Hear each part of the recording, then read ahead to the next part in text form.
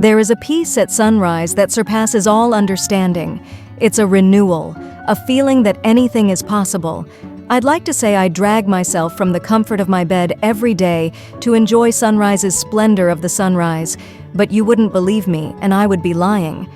What is true is I was there that day, and so was she. There is a connection between sunrisers just because they are sunrisers. It's a shared, yet unspoken appreciation for things quiet and beautiful. That might explain why I was immediately drawn to her, but I know it wasn't just because of the early morning. Delilah, you see, would have attracted me no matter the time of day. The first time I saw her, I was sitting there at my favorite secret spot overlooking Lake Kanawha. It's a hidden gem in Washington state owned by the Kanawha Indian Nation, and before that day, if I had my way, no one would ever sit and admire its beauty other than me. The lake, a destination point for fishermen, swimmers, and sightseers, is nature at its most spectacular. It is located deep in the Olympic National Forest. It isn't easy to find, even if you're looking for it. Once discovered, even the most magnanimous outdoorsmen will keep the secret to themselves. In an era where, too often, free time is wasted in front of a flat-screen TV, Lake Kanawha is a reminder of the reasons for taking vacations, and the sunrise over the lake is God's definition of must-see. That particular trip occurred in early summer. I remember it vividly because I had to be in place just after 5 a.m. to catch the sun as it appeared over the mountain. Summer is the best time to watch the sunrise because no one in their right mind would be up early enough, nor would be hardy enough to make the journey to my secret spot. No one except me and Delilah. Is this seat taken? Not many people can remember the first word spoken by or to the love of their life, but I absolutely can. That morning, as I turned to see from where the unexpected voice was coming, the first light of dawn revealed the most beautiful girl I had ever seen. Not all men might have thought so. Delilah wore no makeup, a pair of ripped jeans, and a faded brown hoodie. Her hair, perfectly auburn, looked as if it hadn't been touched since she rolled out of bed that morning. It was obvious she had made no effort to look beautiful, and yet she had an inner spark that couldn't be hidden, not by tattered jeans or a faded hoodie. Something changed that first moment I saw her. I changed.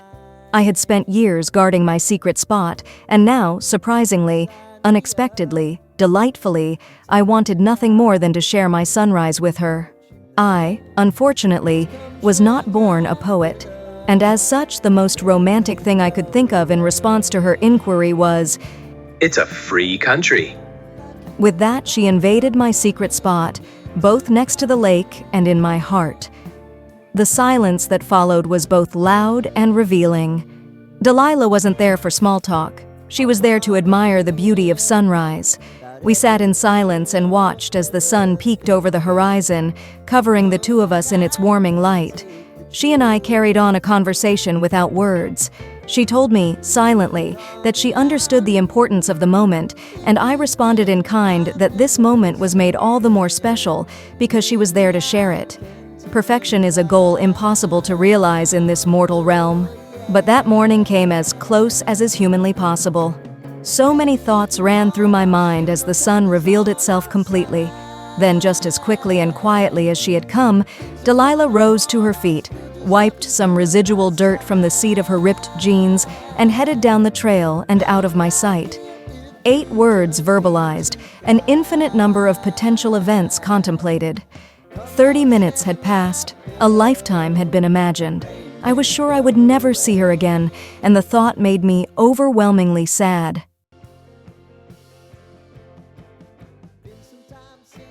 The next 5 years came and went, 5 long years since that day at the lake.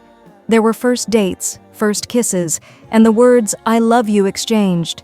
Yet every time fate or intention would reach down and sabotage a promise, I became determined to find peace in my solitude.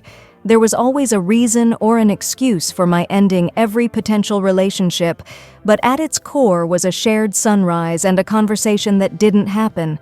I went to our spot from time to see the sunrise, not for her. At least, that's what I told myself. I had given up without realizing I was hoping to see her again, hoping to feel what I felt that day, hoping she would be there. And then it happened. It was once again summer, it was sunrise, but this time she was there. Is this seat taken? It's a free country.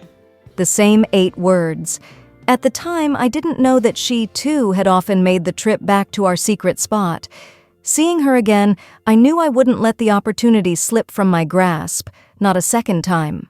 When the sun had completed its part in our play, Delilah rose to her feet and wiped the dirt from her jeans exactly as she had done 5 years earlier.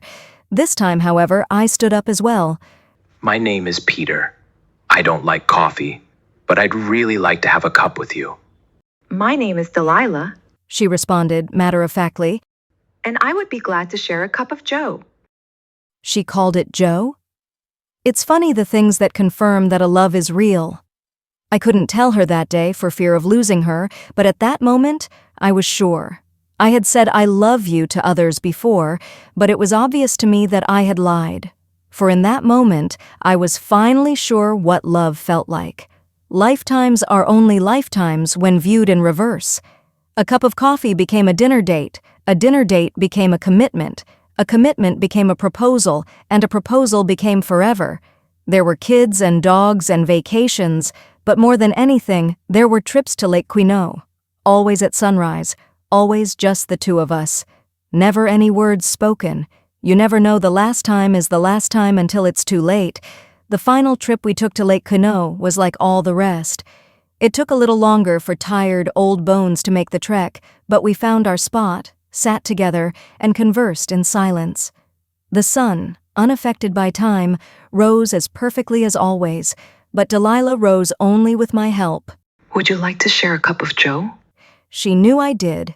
She knew sitting next to her pretending to like coffee was my greatest pleasure. She also knew she would never come back to see another sunrise, even though I was too stubborn to admit it to myself. That day in the cafe, we told stories of family and friends, living and lost, as we sipped on what had eventually become my favorite beverage. We made a mental scorecard of our life and realized we had won. 2 days later, I lost her. Just like that first day at the lake, I watched her as she left me alone. This time without even the hope of returning.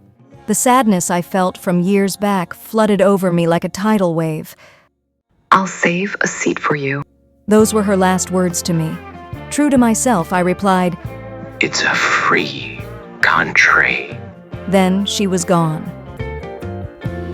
Call me out if you think I'm never sleeping. Maybe I can turn it around. One day, hopefully soon, I will watch the sunrise with my Delilah again, only from a far better secret place. Until then, I only go to our special spot at night. I'm never alone when I go there.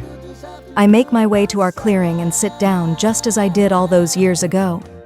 As the moon reflects off the lake, I feel her comforting hand reach down for me, and in the silence only we understand, I hear her very clearly. Love in its truest form transcends time, words, and even life itself. The story speaks of cherishing the fleeting yet profound moments that shape our lives and hearts. Through the quiet beauty of shared sunrises and unspoken connections, it teaches us that true love is not found in grand gestures, but in the simple, silent understanding of being present with someone who truly sees you. Even in loss, love lingers, eternal, like the rising sun, always there, even when hidden from sight.